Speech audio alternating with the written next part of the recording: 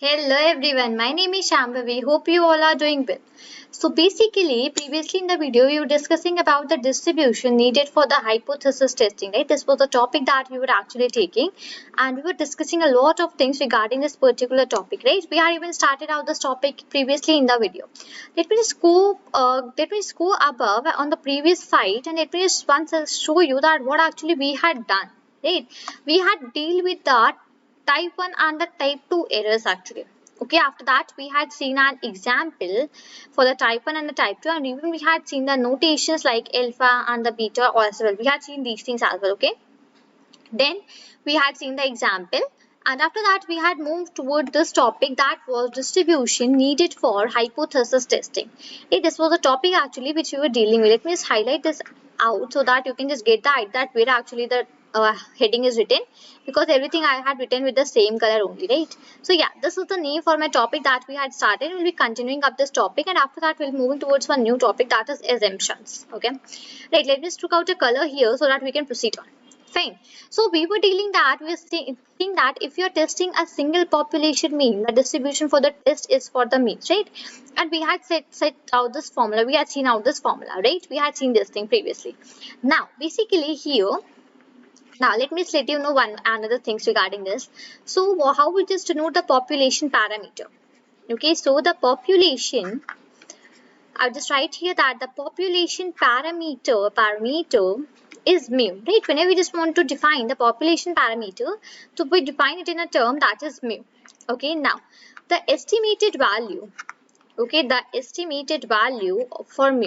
Now basically we are going to say that what is the estimated value for the mu that we have defined right now.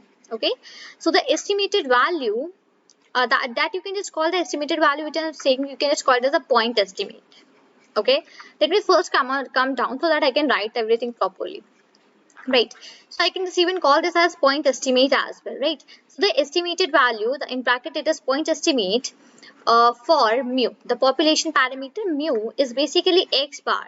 Okay, x bar, and that is the sample mean, right? The sample mean is denoted by the x bar only, the sample mean.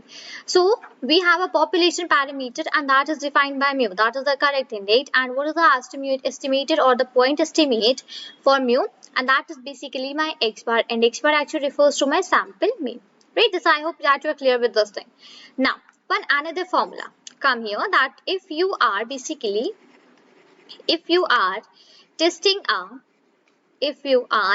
a single population proportion. Okay, if you're testing a basically single right here, single population, here it is population proportion. We had already discussed that what is single population proportion in the previous videos, right? PRO, POR, TIUN, like this. So if you are testing a single population proportion, comma, the distribution for the test, I would just write the distribution, right here. So the distribution for the test is, okay, the distribution for the test is for proportions or for proportions or percentages. Okay, so here goes the percentages. Fine. So if you're testing a single population proportion, then the distribution for a test is for proportions or percentages, right? So here my formula goes the P dash. Okay, P dash is approximately equal to N. Okay, and into the bracket it is a small p, comma. Okay, just let me write it like a small p as well. Okay, small p. Make sure this is small p. Okay, do not consider it as a capital one. So small p dot q upon n. Right, this is the formula actually we follow if you're testing a single population proportion in that case, right? Now, what is the small p here that I am again and again saying? I am again and again defining that what is the small p here. Well, let me write out that thing. So the population the population parameter is P. Okay, METER right here is P, right? The small p which I'm just defining here again and again. So this is small p, this one and this one. Okay, these both constitute the population parameter. We define the population parameter as a small p. Right, now let's define about the estimated value. So the estimated So the estimated value, that is basically the point estimate, right? The estimated value, or I would just write in the bracket point, in the bracket is point estimate, right? Estimated value or the point estimate for small p, that is my, for small p, that is my population population parameter, is p dash multiplied by p dash, which is equal to x upon n. Where now what are these x and n values, right? So we had already seen this thing once, but again let me quickly repeat that here. where x is the where x is the number of successes. Remember that we had seen this thing in very detail in the hypothesis testing as well, that what are the x and what is the n. So x was my number of successes, and what is the n? And n is the sample size. So n always remains the same, only does not differentiates whatever topic actually you are studying, right? And n was always a sample mean from the very starting of the statistics, and at the last of the till the statistics, n will always be remain the sample size only, right? So this is about what I can just say about the let me come above. Yeah, distribution needed for the hypothesis testing. Distribution needed for the hypothesis testing. So these are the two ones. Okay, these are the two which I had just mentioned here. First is this x bar approximately equal to n. Okay, just let me close this as well. And mu x comma sigma x upon under root of n, or we can just say it as PDF, right? And another one is p dash approximately equal to n, and into the bracket it is p comma under root of p dot q upon n. Right, so these are the distribution which we have here, right? Now let's move on to a new topic, that is basically the assumption. Right, now basically we'll be seeing that when we just do the hypothesis test for a single population mean.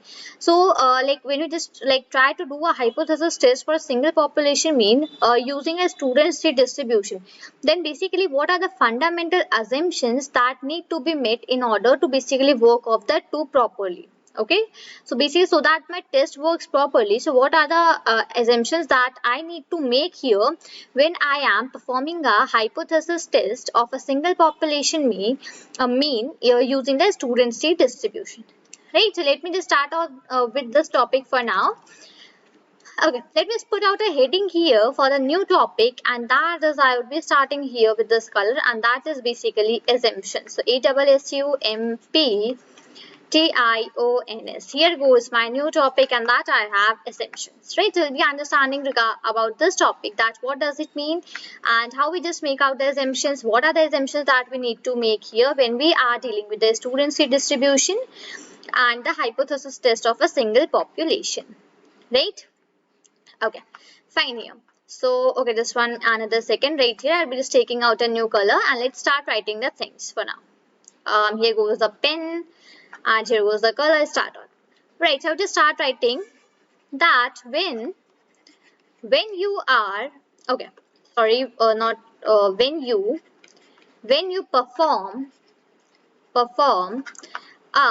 hypothesis hypothesis. Okay, when you perform a hypothesis test of a single population, I'm just simply write POP and dot. That actually means the population only. Okay, so when you perform a hypothesis test of a single population mean, I will just put out a denotation, and that is actually mu. Okay, right, let me come down. So when you perform a hypothesis test of a single population mean, that is mu, using a students t distribution. So basically when you try to perform the hypothesis test of a single population mean, that is basically denoted by mu using a student t distribution, and basically student t distribution is often called as a t-test as well, right? We had already seen this, and so I'm just not going to write that thing as well here, but quickly revise that student t distribution is always also called as a t-test, right? Okay, so when you perform a hypothesis test of a single population mean mu using a student t distribution, so I'll put out a comma here. I would start writing that there are fundamental fundamental assumptions PTIONS, right? So there are fundamental assumptions that need to be that need to be met in order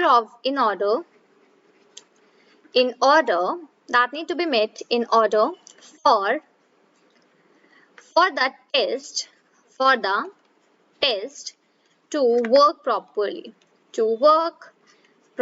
And what are those assumptions actually that need to be met? Okay, just let me write out the correct spelling right here. So properly, I've put out a full stop here basically. So your conditions are first that your data, the data which you're having, so your data should be a simple random sample. The very first thing that you should have, that your data should be a simple random sample. Okay, that comes from a basically from a population that is approximately, so I would just add that thing here, that is approximately.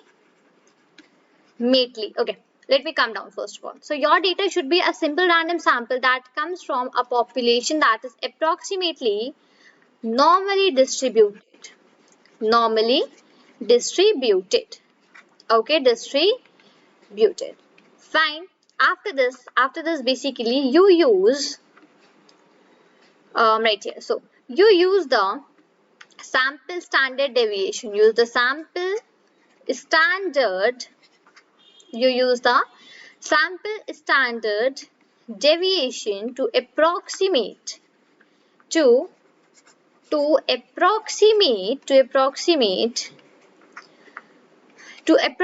the population standard deviation. Let me just come down. So you use the sample standard deviation to approximate the population standard deviation, right? So this is the condition that should be met. Let me just go up and take the scroller so that I can just like show you the thing. Just one second, right here. Okay. So now my assumption is that when you perform a hypothesis test of a single population mean mu using a student state distribution, so there are fundamental assumptions that need to be met in order for the test to work properly. So the first is that your data should be a simple random sample that comes from a population that is approximately normally distributed. So you use the sample standard deviation to approximate the population standard deviation, right? So this is the condition that should be met to perform the hypothesis test of a single population mean mu using a student state distribution, right? Now basically there is some another as well, so that we will not be discussing right now, that we will be discussing in the next video. But for now understand that this is the assumption that should be made, the first assumption, okay?